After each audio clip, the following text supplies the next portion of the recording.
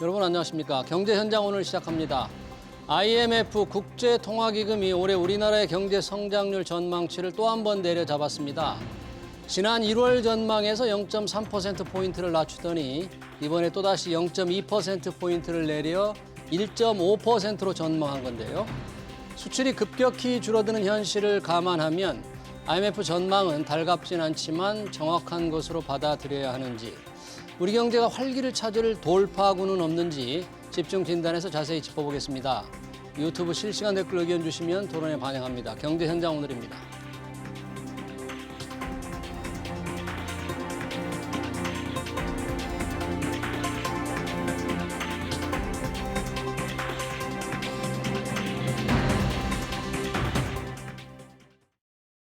네, IMF 경제 전망치 토론하기 위해서 두 분 모셨습니다. 주원 현대경제연구원 경제연구실장, 허준영 서강대 경제학부 교수 나오셨습니다. 어서 오세요. 안녕하십니까. 반갑습니다. 자, IMF 국제통화기금이 어제 세계 경제 전망치를 발표했습니다. 연초 1월에 비해서 좀 수정한 내용이 많은데 과연 어떻게 전망을 했는지 허준영 교수님 종합적으로 IMF 경제 전망치 어떻게 달라졌습니까?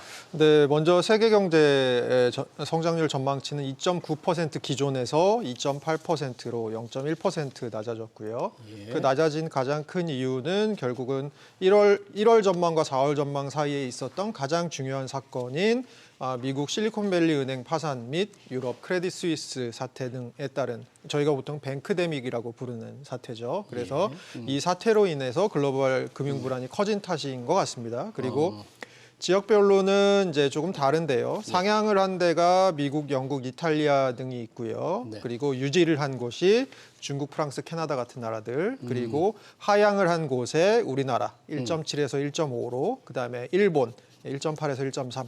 독일이나 인도 등도 여기에 하향치에 포함되어 있습니다. 네.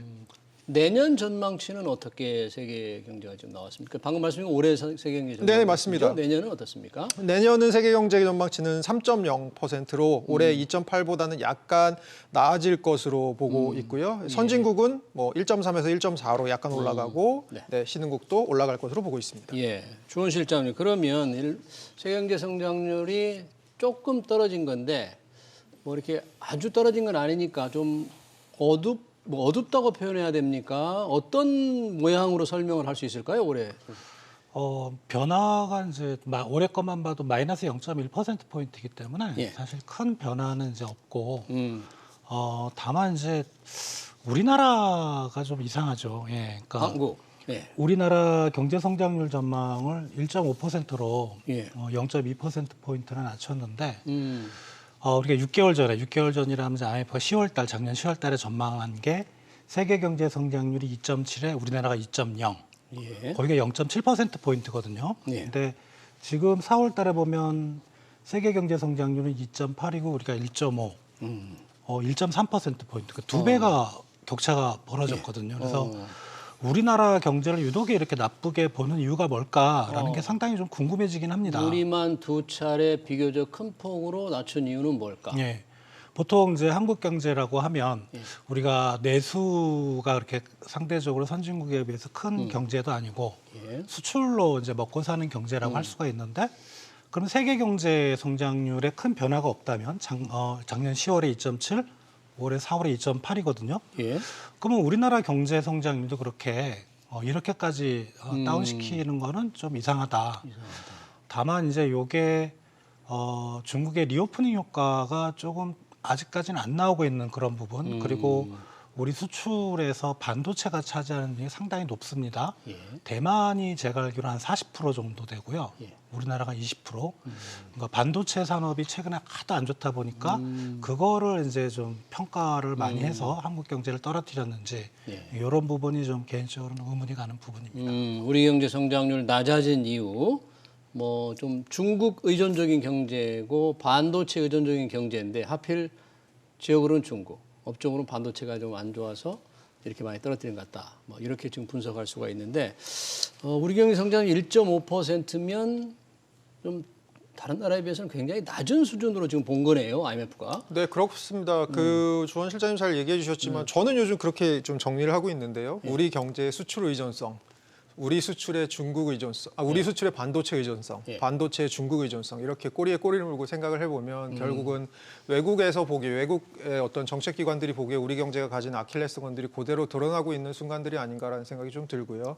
그리고 올 초에 나왔던 얘기인데 어쨌든 간에 글로벌 인베스트먼트 뱅크 IB들이 국외사가 했던 우리 경제 2023년 전망치를 보면 예. 그 당시에도 성장률 평균이 1.1%였습니다. 그러니까 지금 IMF에서 1.5%로 잡고 있는 것보다도 훨씬 낮은 성장률 전망치였습니다. 예. 그러면 이 숫자가 사실은 이제 한국은행의 1.6이나 IMF의 1.5 이런 정책기관들에서 보는 숫자들보다 더 낮거든요. 투자은행들이 보는 네네, 거는? 보는 숫자들은. 그러면 결국 그 차이가 뭘까라고 하면 결국은 이제 정부 쪽에서 하는 성장률 전망치에는 정부의 의지 같은 것들이 좀 들어갈 수 있는데 이제 외국 부분들에서 IB에서 보기에는 이런 것들이 조금 그대로 노출된 상태에서 나오는 숫자라서 그런 게 아닌가라는 생각이 조금 들고요. 예. 네, 그래서 그런 측면에서는 사실 올해는 성장률 전망치를 지금 좀 낮추고 있는 것도 어떻게 보면 외국에서 보기에는 외국 쪽에서 보기에는 지금 우리나라 경제가 조금 생각보다 오히려 좋은 요소를 찾기 힘든 한 해가 되는 게 아닌가라는 생각 쪽으로 저는 좀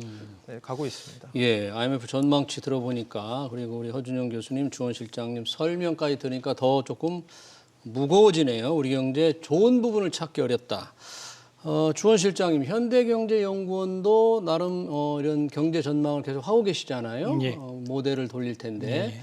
올해 성장을 어떻게 전망하셨죠? 올해 약간 좀 저희가 오래되긴 했어요. 올해 아마 초에 1월 초에. 예, 그쯤에 1.8%로 저희가 전망을 해놨는데 네.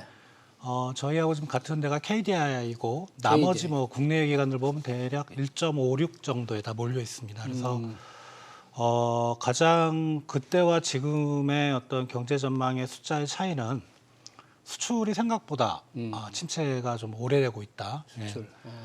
보통 이제 중국 리오프닝 효과도 말씀드렸는데 그것 때문에 이제 우리 수출이 좀 반등할 거라고 얘기를 했는데 예. 그게 이제 아직은 안 되고 있다. 그 차이가 이제 지금 있고요. 이런 상황이면 저희도 조만간 아마 수정을 좀 해야 될 거는 같긴 한데 다만 이제 현대경제연구원도 올해 1분기 경제 성장률이 아직 안 나왔거든요. 네. 그게 아마 4월 20 며칠쯤 나올 텐데 이달에 예, 그거를 좀 봐야 될 것 같습니다. 그게 첫 분기의 성장률이 상당히 좀 중요한 의미를 가지는 게 그 분위기가 연말까지 가거든요. 그래서 어느 정도의 경제 성장 속도를 가지는지 그런 걸 좀 살펴봐야 될 것 같습니다. 기왕 1분기 성장률을 말씀하셨으니까 이미 1분기 지났지만 작년 4분기가 우리 마이너스 성장이었죠. 네. 1분기도 마이너스가 될 가능성 있어요? 그건 안 되죠. 왜냐하면 아니에요? 그거는 우리가 공식적으로 만약에 2분기 연속 성장률이 전기 대비로 마이너스가 나왔다. 예. 이건 경기 침체입니다. 연속 마이너스면 예. 그리고 우리나라는 보통 아직 잠재 성장률이 선진국보다는 좀 높은 편이라 성장률이 마이너스가 2분기 연속 나오는 거는 상당히 큰 의미를 가지고 그래요? 거의 뭐 경제 위기에 가까운 충격이거든요. 그래서 우리가 전기 대비, 그러니까 4분기 GDP를 올해 1분기 GDP를 작년 4분기 GDP 대비 얼마나 증가한 걸로 보는 거기 때문에 작년 4분기에 증가율이 마이너스가 나왔으면 올해 1분기에는 여하의 어떤 우리가 생각하지 못하는 변수가 없으면 플러스는 나올 겁니다. 무조건. 예. 어제 서강대 김영익 경제대학원 교수가 저희 방송에 출연해서 올 1분기도 마이너스일 가능성 배제할 수 없다. 이렇게 조금 네. 약간 어둡게 얘기를 했거든요. 그래서 상당히 긴장을 했는데 그럴 가능성 없다 이거죠? 저는 거의 없다고 봅니다. 네, 한번 조금 있으면 나올 테니까 어떻게 되는지 한번 지켜보겠습니다. 허주영 교수님, 그러면 IMF 경제 전망이라는 게 이 통화 정책, 요즘 이제 인플레이션을 어떻게 전망을 하고 그에 따른 통화 정책 제언도 했을 텐데 그건 어떻게 제언을 했나요? 그러니까 저희가 어제 이제 한국은행에서 나왔던 얘기, 한국은행 총재께서 하셨던 얘기랑 거의 일맥상통한 얘기입니다. 통화 정책에 대한 제언은 뭐 이렇습니다. 지금 인플레이션이 발생하니까 물가 안정을 최우선으로 생각하고 통화 정책을 해야 된다라는 것이 첫 번째 제언이고요.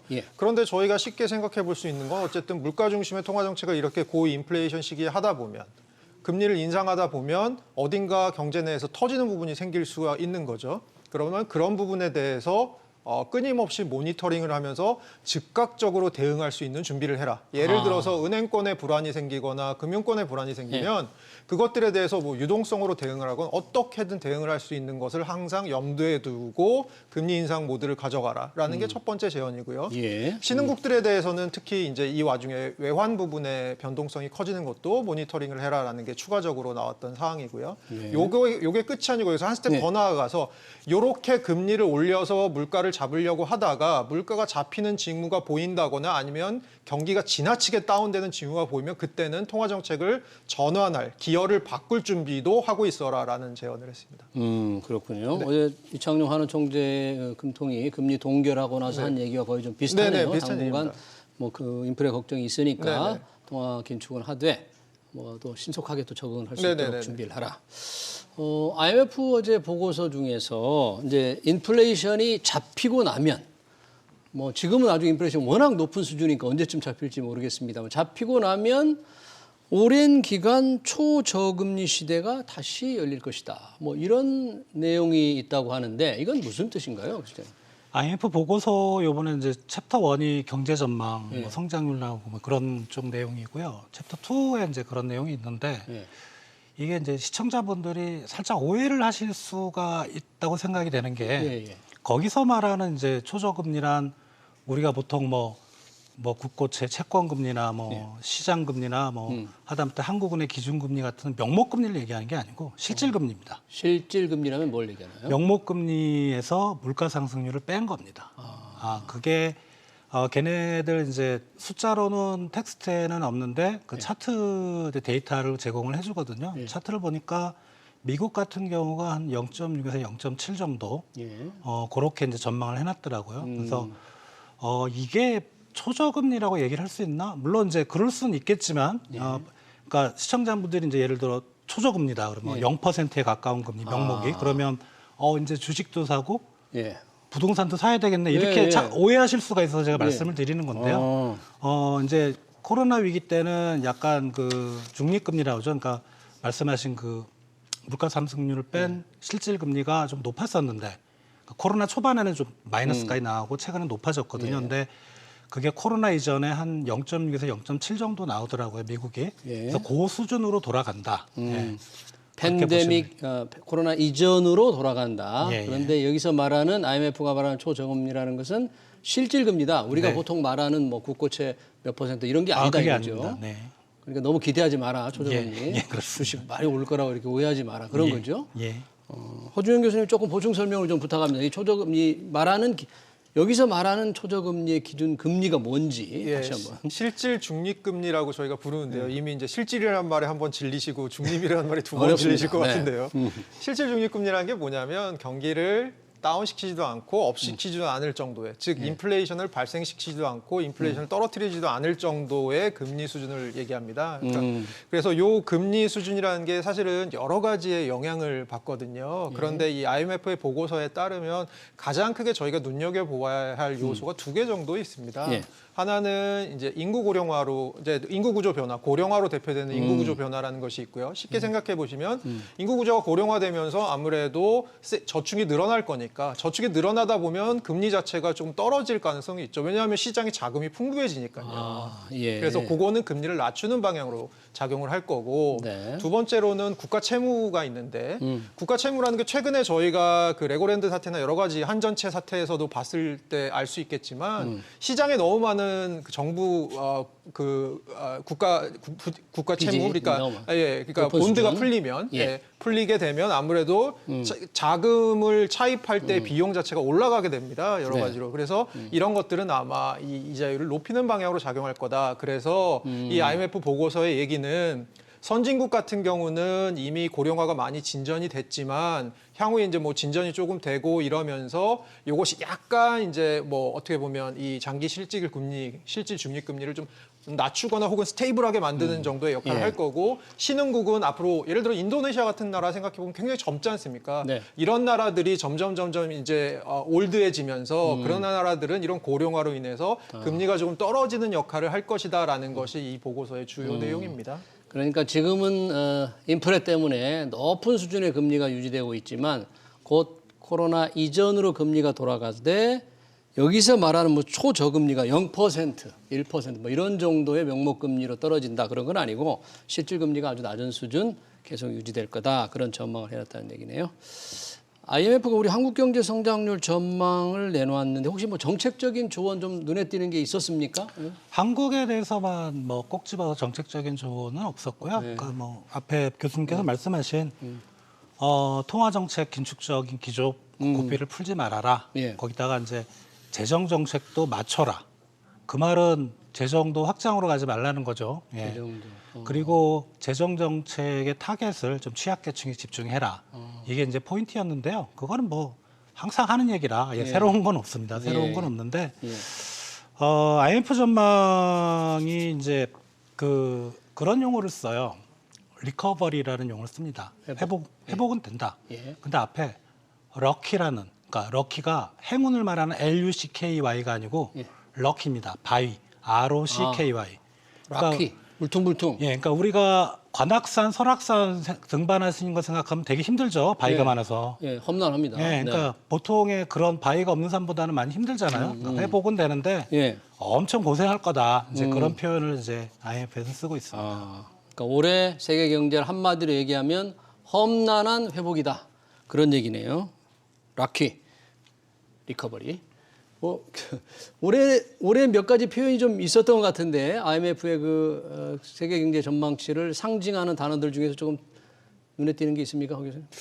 그러니까 올해의 그 세계 경제 전망치를 상징하는 단어라기보다는 지금 주원 실장님 네. 잠깐 말씀해 주신 것을 제가 조금 덧대서 말씀을 네. 드리면 2020년에 저희가 이제 코로나가 터졌지 않습니까? 네. 그러니까 코로나 터지고 나서 이 월드 이코노믹 아웃룩 저희가 오늘 얘기하고 있는 IMF 세계 경제 전망이라는 게 1년에 2번 나옵니다. 4월과 10월에 정기적으로 나옵니다. 네. 오늘 이번에 나온 게 이제 4월 2023년 전반기치죠.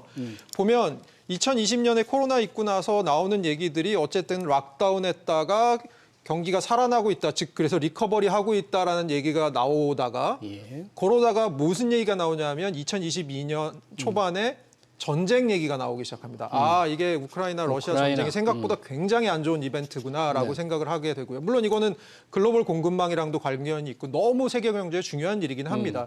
그리고 나서 2022년 10월이 이제 코스트 오브 리빙 크라이시스라고 해서 인플레이션이 본격적으로 발생하고 있다라는 얘기가 나오고 있고요. 그 다음에 지금 나온 얘기가 락키 리커버리거든요. 그러면 결국은 그런 인플레이션, 그러니까 코로나 팬데믹이 있고 전쟁이 있었고 그 인플레이션이라는 국면이 있었는데 그 국면을 뚫고 우리는 다시 리커버리를 하고 있다라는 얘기인데 그 리커버리 과정이 결코 순탄치 않다라는 얘기가 아마 지금까지 코로나 이후에 지금까지 IMF에서 보고 있는 어떤 가장 중요한 그런 단어들이 아닐까 생각합니다. 그러니까 올해 세계 경제 회복을 하지만 험난하고 힘들고 그리 쉽지 않은 회복의 노정이 있다, 길이다 그런 얘기네요.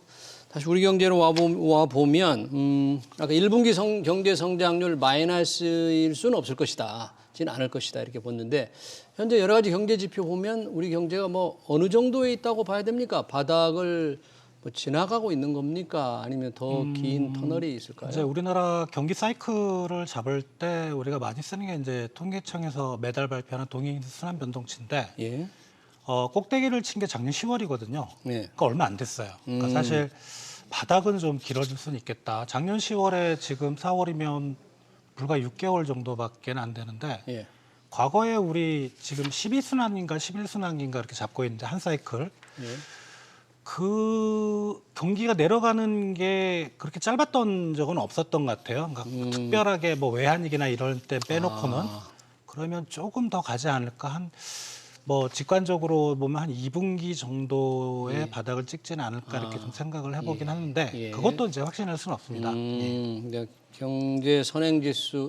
동행지수죠. 동행지수 순환 변동치의 정점이 작년 10월이었고 내려가는 길이 그렇게 짧게 끝나질 않는다. 그래서 2분기 정도는 밑으로 계속 조금 안 좋은 수준이 될 거다. 그럼 3분기 정도 회복되는 거예요? 그랬으면 좋겠고요. 그 회복이 되려면 다른 지표보다 일단 수출이 일단 플러스로 나와야 됩니다. 수출. 예, 그게 가장 중요한데 그것도 좀 우리가 좀 확신할 수 없는 그런 부분이긴 하죠. 예. 현재는 계속 감소세죠, 수출이? 예, 그렇습니다. 근데 요게 우리 수출이 나빴던 게 작년 하반기부터 나빠서 이게 수출이 보면 전년 동월 대비 증가율이거든요. 예. 그러면 올해 하반기에는 아마 플러스는 나올 겁니다. 플러스는 나오는데 플러스 폭이 어느 정도고 반도체하고 아까 또 말씀드렸는데 반도체하고 중국 쪽 수출이 어떻게 되는가? 반도체와 중국. 예, 그게 아마 우리 경기의 방향성을 결정하는 핵심 요인이 될 겁니다. 자, 이 반도체 업종으로는 반도체, 지역으로는 중국. 요 두 개 뭐가 문제인데 우리 지금 중국 경제가 올해 뭐 회복이 되면 우리가 조금 긍정적인 수출 증대 효과를 볼 거라고 했는데 현재는 지금 제대로 누리지 못하잖아요. 중국과 우리와의 한국과의 어떤 경제 구조라든지 무역 구조 이런 게 좀 바뀐 겁니까? 아니면 어떻게 달라진 겁니까 지금? 그러니까 크게 보면 두 가지로 분리를 해볼 수 있을 것 같습니다. 첫째는 경기적인 요인이 있을 수 있죠. 작년에 중국이 락다운을 했었으니까 우리 수출이 일시적으로 안 좋았다라는 스토리가 있을 수 있고요. 예. 그러면 고요의 계기를 바꿔서 생각하면 중국이 락다운을 풀면 우리 수출도 늘어날 거다, 다시 살아날 거다라는 게 이제 경기적인 얘기고요. 예, 그렇게 기대를 구조적인 스토리가 있습니다. 구조적인 스토리는 뭔가 이거는 약간 중장기적인 흐름에서 중국이 뭔가 변하고 있다라는 거죠. 이 구조적인 스토리가 조금 더 중요한 스토리가 예를 들어 된다고 한다면 중국이 락다운 풀고 살아나더라도 우리에게 떨어질 떡고물이 점점 줄어들 수밖에 없는 거인 거죠. 중국의 경제 구조가 달라졌기 때문이에요? 네, 그렇죠. 그러니까 중국이 첫째로 네. 경제 구조가 고도화되고 있습니다. 그래서 예전에는 이런 거죠. 우리한테 디스플레이를 직접 사갔다면 이제는 디스플레이를 사가는 게 아니고 디스플레이를 만드는 기계를 그냥 한 번 사가는 거죠. 그럼 우리나라의 디스플레이를 계속 사가는 게 아닌 거죠. 예. 그러면 그런 쪽에서는 분명히 수출의 감소가 있을 수밖에 없고요. 그러면 저희가 실제로 최근에 중국에 수출하는 품목들을 이렇게 어떤 기술 수준별로 나눠보면 고위 제품들은 늘고요, 수출이. 그리고 그쪽에 비중도 늘어납니다. 예. 그런데 중위나 하위 제품들의 수출은 줄어듭니다. 이게 굉장히 급격하게 관측이 되고 있거든요. 예. 그러니까 그 얘기인즉슨 중국이 이제 내수화하고 있다는 거죠. 우리가 할 수 있는 건 우리가 하자. 예. 라고 가면서 점점 우리가 저희 한국의 입장에서는 수출을 해야 되는 어떤 상품들이 이제 고기술의 상품이 돼가는 건데 문제는 여기서 끝나는 게 아니고 예. 이 고기술 상품 예를 들어 반도체에서 아주 고기술 사양의 반도체 이런 것들은 대만이 치고 들어옵니다. 그래서 최근에 저희가 굉장히 재밌는 것 중에 하나가 중국이랑 대만 사이가 뭐 양안 관계다 이래서 사이가 안 좋다고 얘기는 하지만 네. 대만의 중국에 대한 수출이나 이런 것들을 보면 계속해서 증가하고 있습니다. 결국은 경제적으로는 네. 그래요? 그렇습니다. 그래서 정치적인 거는 정치적인 거고요. 경제적인 데에 있어서 대만이 중국에서 누릴 수 있는 특수는 여전히 누리고 있고 점점 대만의 쉐어가 늘어나고 있는 현실입니다. 네. 그럼 우리 입장에서는 점점 고기술을 해야 되고 그 고기술조차도 점점 외부와의 경쟁이 심해지고 이렇게 보면 이건 약간의 구조적인 문제일 가능성이 있는 거죠. 이 부분이 분명히 있는 것 같습니다. 구조적인 한국과 중국의 경제 관계가 뭔가 큰 틀이 바뀌고 있다. 우리가 흑자를 누리던 대중국 흑자를 누리던 시대는 끝나가는 것 같다. 뭐 그렇습니까? 흑자 거의 지금 적자 상태죠? 우리가? 예, 적자긴 한데요. 이제 교수님께서 말씀하신 그런 구조적인 부분도 분명히 있는데 이게 중국의 그 최근에 경제 지표가 아직 2월까지밖에 안 나왔고 3월께 이제 나오기 시작했는데 예. 여전히 상당히 안 좋아요. 뭐 대부분의 지표가. 그래서 경기적 아직까지는 뭐 제 개인적인 의견이지만 경기적 요인이 좀 크게 작용하고 있는 것 같고 그리고 교수님께서 말씀하셨던 그런 품목에서의 구조적 요인도 동시에 좀 작용하고 있는 것 같고 다만 중국의 리오프닝은 사실 뭐 저희만 그런 게 아니고 세계 많은 나라들이 기대를 했는데 생각보다 안 사네요, 경기가. 그건 분명한 것 같아요. 그러니까 지금 그 왜 그런 이유 그렇게 중국의 경기 회복세가 약하냐는 이유에 대해서 왜 그런 거예요? 지금 부동산 시장을 계속 꽂고 있어요. 그러니까 중국 부동산 시장이 상당히 안 좋고 중국 정부에서는 리오프닝을 하면 소비가 살아날 거라고 생각했는데 역시 부동산 건설 쪽에 묶여 있는 자금이 많은 것 같고 그게 돈이 안 도는 것 같다. 이런 의견이 있어서 부동산 부실이 지금 회복이 잘 안 되니까 중국 경제 회복이 좀 더디다. 예, 그래서 조금 중국 경제에 대해서는 시간을 좀 지켜보고 좀 우리가 생각을 해봐야 될 그런 부분인 것 같습니다. 그러니까 한국과 중국 간의 어떤 구조적인 문제도 있지만 중국 경기가 생각보다 빨리 회복이 되지 않고 있다. 이번 IMF 전망에서 올해 중국에 대해서는 어떻게 그대로 유지입니다. 전망해요? 네, 유지입니다. 유지? 네. 몇 %로 유지를 했어요? 그게? IMF 전망치를 보면 중국은 올해 5.2%. 5%. 네.